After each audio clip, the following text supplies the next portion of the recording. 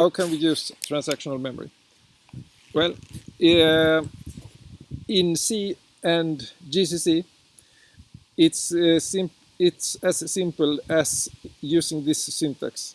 We create a new block and use transaction atomic, and then GCC will create and orchestrate the transactions.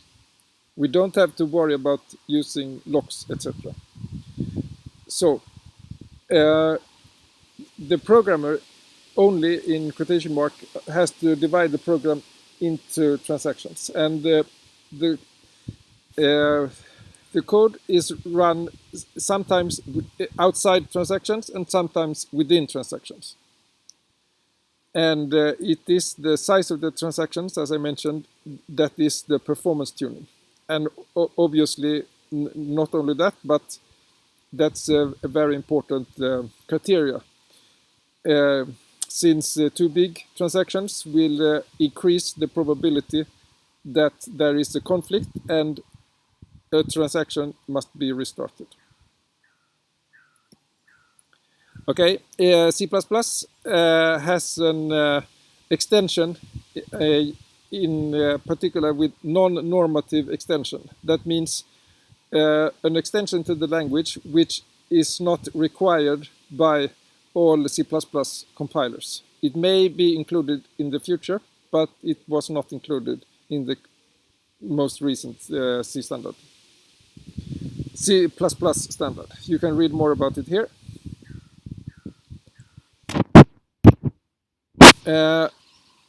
Okay, so if we do software transactional memory, then again the programmer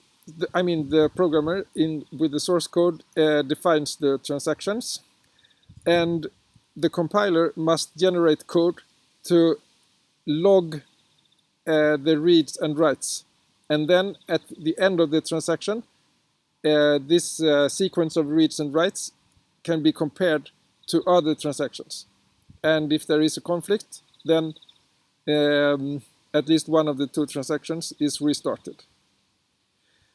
And this logging and comparison as well is what makes software transactional memory slow. So one question then is, do we really have to log all the memory accesses? It depends on what we want.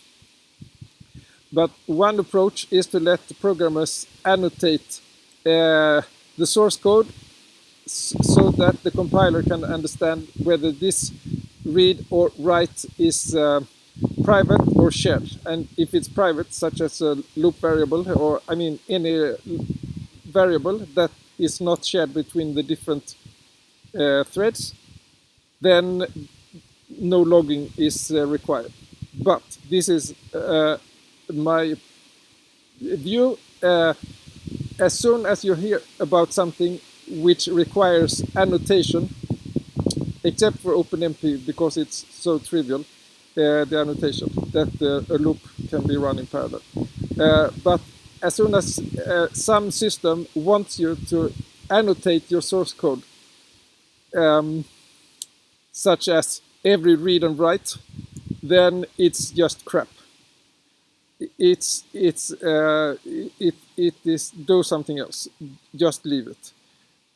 Okay, it is too annoying and too disturbing to read too many annotations in a program. It should be clean so that one can focus on what it actually should do. Okay, so a compiler can do some analysis to avoid logging. It's quite easy to avoid logging for local variables.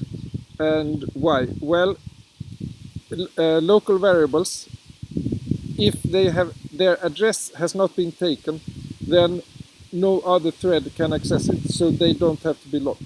But any local variable whose address has been taken, it must be analyzed further. Okay, so why would you want to take the address of a local variable?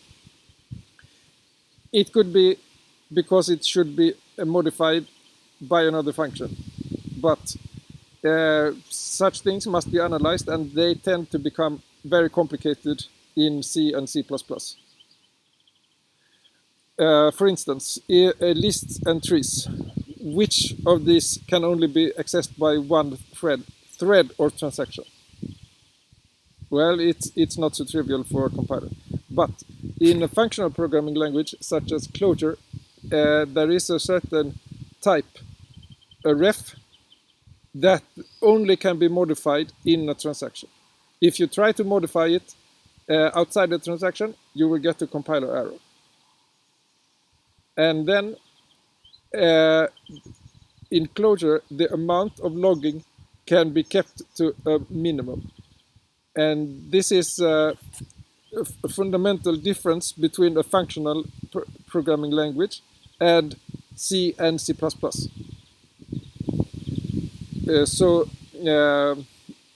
For some languages, software transactional memory may be a very good idea.